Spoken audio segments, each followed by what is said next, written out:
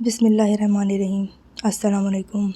یہ میرا ناول ہے جی تیرے ہونے کا یقین، اور امید ہے آپ لوگوں کو میرا ناول پسند آ رہا ہوگا۔ میرے چینل کو سبسکرائب کریں، لائک کریں، شیئر کریں، اور اس کی 4th ایپیسوڈ ہے یہ۔ اب شروع کرتے ہیں جی ناول۔ جہانگیر کے جانے کے بعد اس رات ہی بیڈ پر اس کو نیند نہیں آئی، کیونکہ جہانگیر کی باہوں میں سونے کی عادت ہو گئی تھی۔ وہ خود بھی پریشان ہو رہی تھی کہ صرف 3 راتیں اور 2 دن میں کوئی ایک انسان کا عادی کیسے ہو سکتا ہے۔ سوچ سوچ کر جب وہ تھک گئی تو اس نے صوفے پر ہی سونا بہتر سمجھا۔ یہ عمل کارآمد ثابت ہوا۔ اس کو تھوڑی دیر میں ہی نیند آ گئی۔ شاید یہ ابھی انجان تھی کہ اس کے آنے والے دنوں میں اس کو وہ کتنا یاد آنے والا ہے۔ آگے کے وقت کے بارے میں کوئی نہیں جانتا کیا ہوگا۔ اگلی صبح اس کے سر میں بہت درد ہو رہا تھا، نیند پوری نہ ہونے کی وجہ سے۔ جب وہ فریش ہو کر ناشتہ کرنے باہر آئی، اس نے سب کو آرام سے اور طریقے سے جہانگیر کے رات کو جانے کا بتایا، اور یہ ساتھ میں ضرور کہا وہ پریشان نہ ہوں، کوئی زیادہ بڑی بات نہیں ہے۔ ناشتے کے بعد وہ اپنے کمرے میں آ گئی اور اس کی ساس اور فارا بازار چلی گئیں۔ اس کے جانے کا پوچھا تو اس نے یہ کہہ کر انکار کر دیا کہ میرے سر میں درد ہے۔ وہ اس کو آرام کے لیے کمرے میں چھوڑ کر خود بازار چلی گئی۔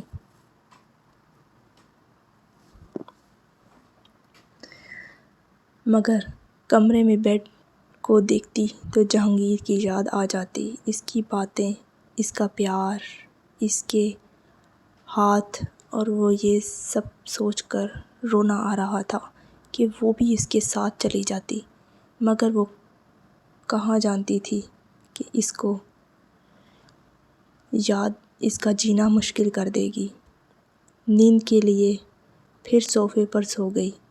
جب سو کر اٹھی تو سر یا درد سے تو نجات مل گئی، مگر وہ پورا دن کمرے میں نہیں گئی۔ نماز بھی فارا کے کمرے میں پڑھی، مگر رات کو اس کی کوشش تھی کہ فارا کے کمرے میں سو جائے۔ وہ تو فون پر حارث سے میسیجز کرنے میں مصروف تھی، تو اس نے خود کو کمرے میں رکنے کا ارادہ ترک کر دیا اور اپنے کمرے میں آ گئی۔ اس وقت یہ کمرہ کسی پناہ گاہ سے کم نہ لگا۔ کل رات سے پریشان کن محسوسات تھے اور اس کو خود پر غصہ آ رہا تھا۔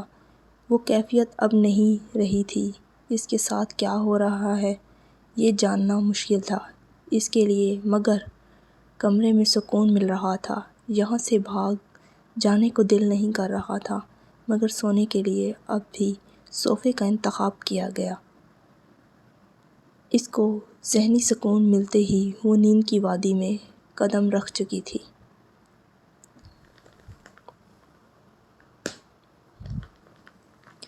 صبح اذان پر اس کی آنکھ کھلی۔ اس نے نماز ادا کی اور جہانگیر کا تکیہ اٹھا کر بیڈ پر بیٹھ گئی اور اس کے جسم کی خاص مہک میں کھو گئی۔ بیڈ کے بیک سے ٹیک لگائے تو اس کو شادی کی پہلی رات یاد آ گئی، جب وہ اپنی گہری سوچ میں گم تھی۔ جب جہانگیر اس کی طرف متوجہ ہوا، اس کے خوبصورت چہرے کو دیکھتا اس کی طرف جھکا، اس کے ہونٹوں پہ پیار کر کے واپس اپنی جگہ پر بیٹھ گیا۔ جب اس نے مجھے پہلی بار اپنے لمس سے آشنا کروایا، یہ سوچ کر ہی سرخ پڑ گئی۔ وہ بیڈ سے اٹھ کر سنگار میز کے پاس آئی تو اس کی نظر گجرے کے سوکھے پھولوں کو دیکھا تو جہانگیر کا کہا ایک جملہ یاد آ گیا۔ انابیہ کو گجرے پہناتے وقت اس کی آنکھوں میں جھانکتے ہوئے کہا، بیوی کو گجرے تب پہننے چاہئیں جب وہ اپنے شوہر کو پاس بلانا چاہے۔ اس نے گجرے سے نظر ہٹا لی، ناشتے کے لیے کمرے سے باہر آ گئی۔ آج سارا دن اس کی کہی باتوں کو یاد کرتی اور سرخ پڑ جاتی تو کبھی اس کی جلد آنے کی دعا کرتی۔ 2 دن سے اس کی بات بھی نہیں ہوئی تھی، بس ادری صاحب نے خود فون کر کے معاملے کے بارے میں پوچھتے رہے، اور ان کی کل سعودی عرب کی فلائٹ تھی اور اس کا کوئی پتہ نہیں تھا کب آئے گا۔ شام کو فارا کی خالہ پلس چچی آئی ہوئی تھی۔ جہانگیر نے اپنے آنے کا ادری صاحب کو کیا بتایا، اس کو پتہ نہیں تھا۔ انکل نے صرف یہ بتایا، جہانگیر ہمارے جانے سے پہلے آ جائے گا۔ رات کے کھانے کے بعد وہ اپنے کمرے میں آ گئی۔ آج ان 2 دن اور تیسری رات میں بہت فرق پڑ گیا۔ اب اس کے جذبات محبت کی سی کیفیت لیے ہوئے تھے۔ آج نہ تو اس کو غصہ آ رہا تھا، نہ پریشان، نہ اداسی تھی۔ جہانگیر کے آنے کا انتظار تھا، مگر اس نے خود سے ایک وعدہ کیا، جہانگیر کو کبھی نہیں بتائے گی۔ اس کے جانے والی رات اس کے محسوسات محبت کے نہیں تھے، بلکہ اس کی محبت اور جہانگیر کے جذبات کا خیال کرتے ہاں کی تھی۔ آج وہ بیڈ پر سو رہی تھی اور کب نیند آ گئی پتہ ہی نہ چلا۔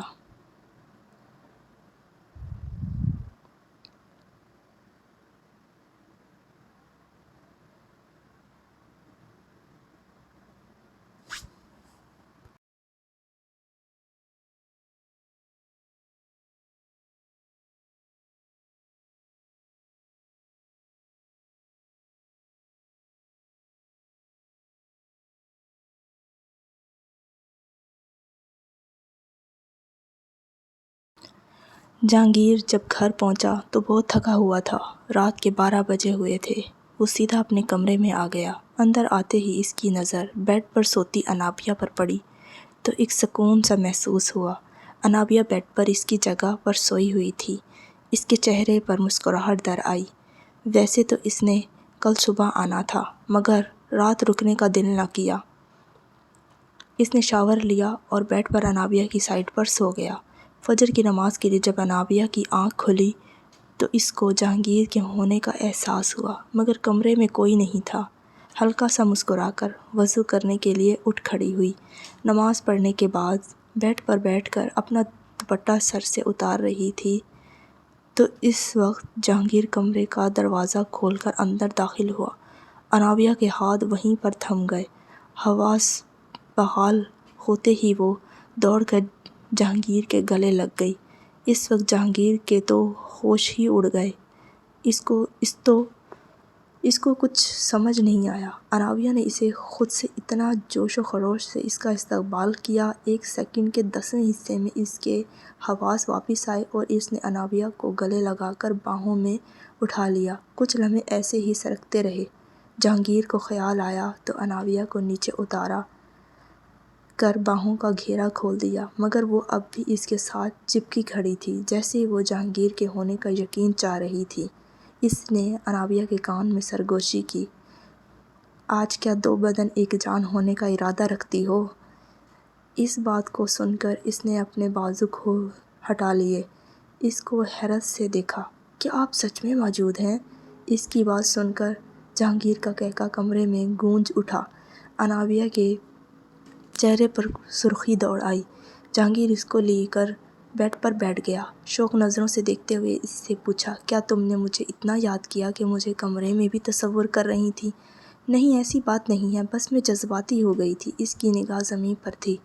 کیا تمہیں ہو تو مان لیا، تم کہتی ہو تو مان لیا، مگر میرا دل نہیں مان رہا کہ تم نے مجھے یاد نہیں کیا۔ جہانگیر اس کی حالت سمجھ گیا تھا۔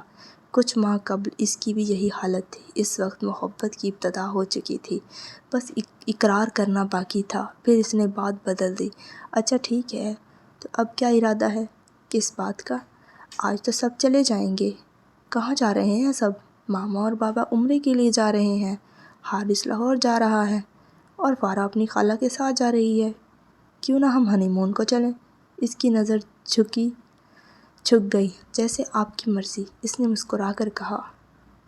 تم تیاری کر لو، ہم صبح نکلیں گے۔ وہ کمرے سے باہر جاتے ہوئے اس کے ماتھے پر اپنے پیار کا احساس چھوڑتا ہوا چلا گیا۔ انابیہ ناشتے کے لیے باہر آ گئی۔ تھوڑی ہی دیر میں مہمان آ گئے۔ ناشتے کا دورانیہ ختم ہی ہوا تھا۔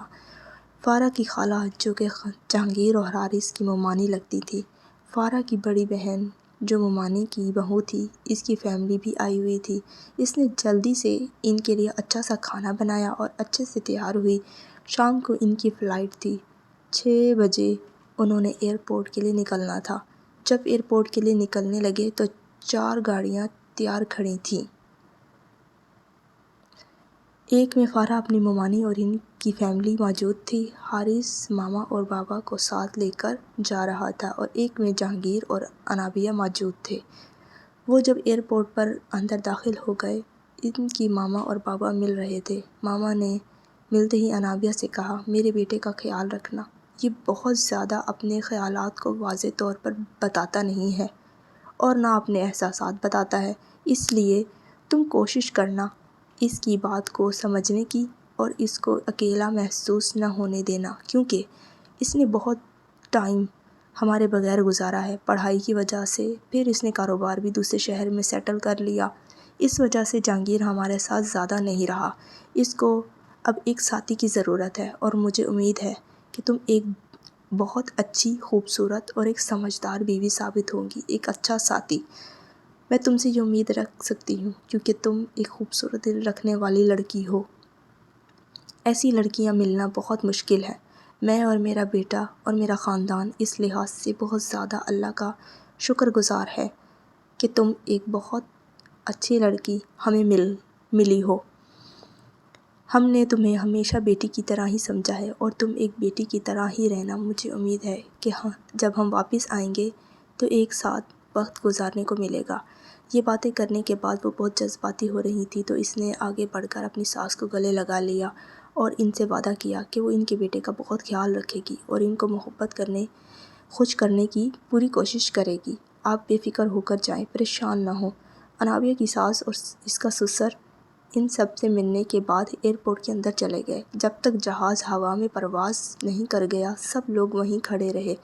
پھر جیسے ہی جہاز نے پرواز لی تو سب نے اپنے اپنے رستے اختیار کیے۔ حارث لاہور کے لیے اپنی گاڑی ہی پر نکل گیا اور فارا اپنی خالہ ممانی کے ساتھ راولپنڈی چلی گئی۔ پھر یہ دونوں کٹھے بیٹھے ہوئے اپنے گھر کی طرف روانہ ہو گئے۔ اس طرح اس شام کا اختتام ہوا۔ وہ تھوڑے اداس بھی تھے دونوں ہی، کیونکہ انابیہ اپنی ماں کو یاد کر رہی تھی۔ اس کو ماما کا پیار اپنی ساس سے ہی ملا تھا۔ اس نے کبھی بھی اپنی سوتیلی ماں کو ماں کا درجہ نہ دے سکی تھی اور نہ وہ دے پا رہی تھی۔ اس کا ذہنی طور پر اس کے ساتھ کوئی بھی اٹیچمنٹ نہیں ہو پا رہی تھی، اس لیے اس نے کبھی ان کو وہ مقام ہی نہیں دیا۔ اس کی ساس ماں کی طرح ہی تھی، کیونکہ وہ باتیں بھی انہی کی طرح کرتی تھی جیسے وہ ان کی ماں ہو۔ وہ سمجھاتی تھی، پیار کرتی تھی، ڈانٹتی بھی تھی۔ وہ اداسی کے ساتھ ساتھ وہ خوش بھی تھی کہ وہ ایک مبارک سفر کی طرف گئے ہیں اور پھر وہ آنے والے وقت میں اپنی ساس کے ساتھ بہت اچھا ریلیشن بنانا چاہتی تھی۔ وہ ایک ماں کو کھو چکی تھی تو دوسری ماں کے ساتھ وہ ایک اچھا وقت گزار سکتی تھی۔ یہ ان سوچوں میں گم تھی اور جہانگیر اس کو دیکھ کر مسکرا رہا تھا۔ آگے کہانی جاری ہے۔ اللہ حافظ۔